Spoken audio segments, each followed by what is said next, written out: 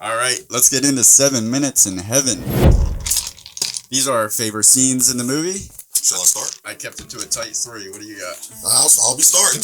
We're 20 episodes and I can never do it. We got to start choosing worst movies and then I won't have more than 3 scenes. You got to stop doing me like this. All right.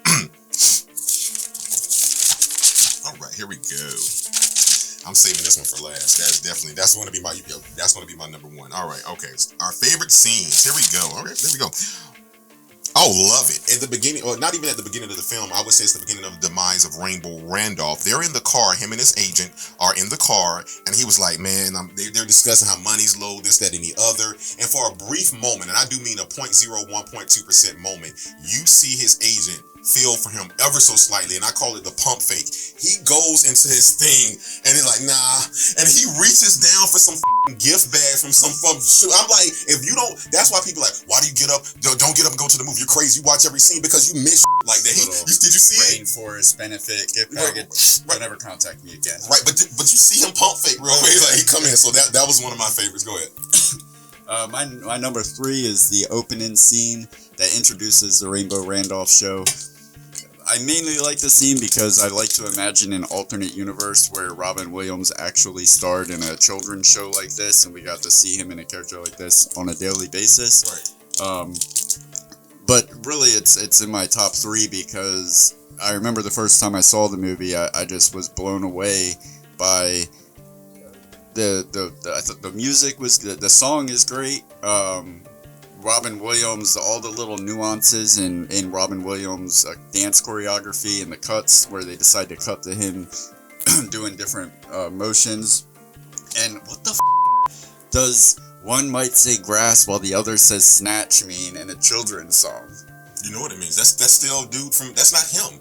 He's still trying to, he's in character, man, he's a guy playing a guy playing a guy. So is that like a play on like vagina, grass and snatch? So it's they're satirizing the fact that children's television always find a way to put subliminal sexual yes they do. That's what I thought. I just wasn't sure. Yeah, you were. All right, and I'm gonna double up here so we can catch up with everything. I will say this: the first one, one of the 7 Minutes in Heaven for me, one of my favorite scenes was the ending montage scene. Like, you know me, I'm a sucker for when films go off key and do so. And they really go off key, but like when I let's say a dance performance will break out of nowhere. I didn't expect that. So at the end of the ending skate scheme reminded me of 2 movies combined. It mashed up Blaze of Glory meets Beetlejuice. They start floating in the air like them, and then the blaze of glory, and then they just take off. I'm like, man, that's ahead of time. So that was very Beetlejuicy. It very well. Before she started stealing out the store.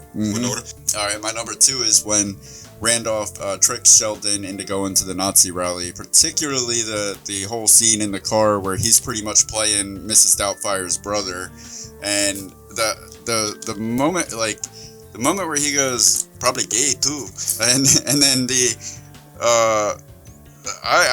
but don't you take a particular glee in stealing his time slot? Like he is so like he wants to be in that character so bad, but he cannot get over his anger towards Sheldon Mopes and Smoochy for even a moment to commit to this character that he's put so much thought into. No, I agree, because remember that was the one time Sheldon actually paid him a compliment. He was like, I actually think he's pretty good. Hey, we know you don't. No, and in that moment, that's when you realize that Sheldon Randolph is essentially his own worst enemy. He truly hates himself. Oh yeah, right, yeah. And he just cracks me up that he's always throwing these little jokes out there about the fact that he's probably gay. But my thing is this: I'm not saying I know this for a fact, but I kind of think that you brought up Will Ferrell earlier. I think that Will Ferrell actually kind of maybe not 100%, but took a little bit of that character, because remember, I kept thinking about him riding around in that, skating around in that thing and just drinking. He was like, smells like throw up in here. You know what I'm saying? The ice show. Yeah. Ice show's been going on for years, guys. Like, so, I mean, he probably is, Rainbow Randolph probably is closeted now that I think about it, because, I mean, just look at the character that he chose to play. I mean, Rainbow Randolph. And the only woman we ever knew him to be with was her, and she loved children figure people.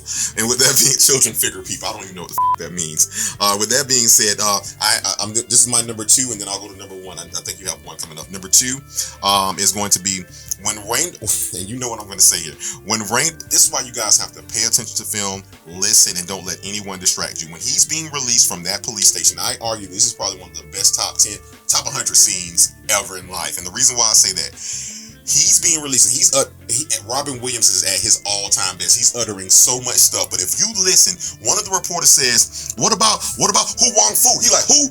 I don't even know that bitch. She's been down on everything except the Titanic." I was like, "Yes, and yes." He said, touch my ass. He said that same Titanic line in Good Morning Vietnam. Oh, Hannah, you slut. You've been on everything but the Titanic. Stop it right now. I did not know that. Now that's connection. This is the atheist of connections. I'll be the Lord. He'll be the atheist connect. But no, I did not know that. Yeah, and I didn't know that either until I did the research. She's been down on everything except the Titanic. Somebody touched my ass. I've been shot. Salmonella. Oh no, he says that's. Oh no, I'll wait. I'll be back since we're coming to our bigger boat later. Go ahead.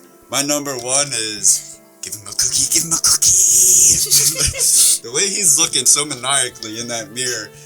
And he's just always so angry. Like the way he displays his anger and animosity is so funny to watch. Like he's so vulgar all the time. Which was when I first saw this movie, I had not yet seen Robin Williams on stage. I had only seen Robin Williams in movies, and Robin Williams in movies is usually Mrs. Doubtfire. Yeah, Night at the Museum, stuff like that. Yeah, see him like this, where he's vulgar for no reason sometimes. Like it cuts to him when he after Death To Smoochy, or after Smoochy does the song, it cuts to Robin Williams like, whatever that means, you f***ing peasant.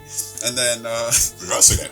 And then, of course, at the end of that scene, it has one of the best punchlines is, "Let go of me. I'm Rainbow Randolph. I know the way out."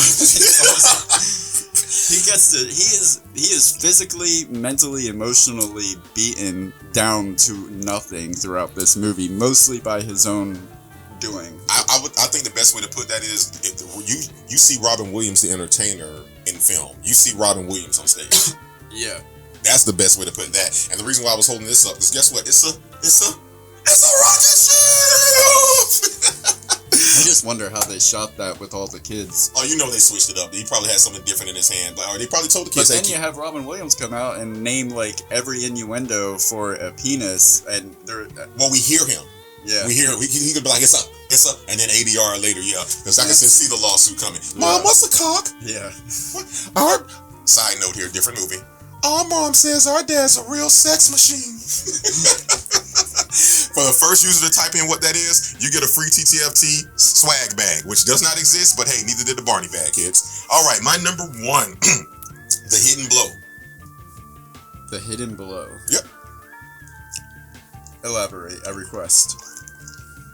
For some reason, I heard you saying that last night as I was writing this stuff down in my mind. Danny DeVito character is on Blow in the movie. Mm-hmm. Oh, you're saying yes? I could agree. Yeah. Why would you agree? Just because of the world that he's in. Now he does it on screen. No. Yes. When? I knew it. See?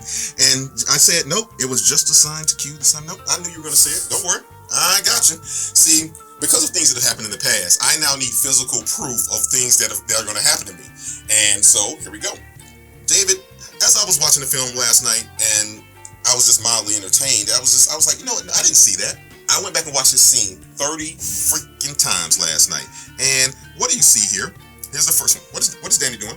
What's Danny doing? What's Danny doing right there? Oh, that definitely looks. Hold on, wait a minute. Hold on. And I even went back like maybe I missed something. I didn't miss anything. He tried to make it look. Yeah. And I know what you're thinking. No, he was looking at his watch to see why the guy hadn't shot him yet. No, that happens because later he cues him, and then this happens. In case you thought I was wrong. So that is my favorite scene that no one in the world has ever caught. He does this, but then he doesn't even take like he tries to do it again, make sure nobody's looking. DeVito on Blow. You need to be a police officer. No, I don't. Me. Silly man. Alright guys, what were your favorite scenes in Death To Smoochy? put them in the comments. This movie has received so little recognition for how great of a movie that it is. So show some love for it in the comments and tell us what scenes made you laugh.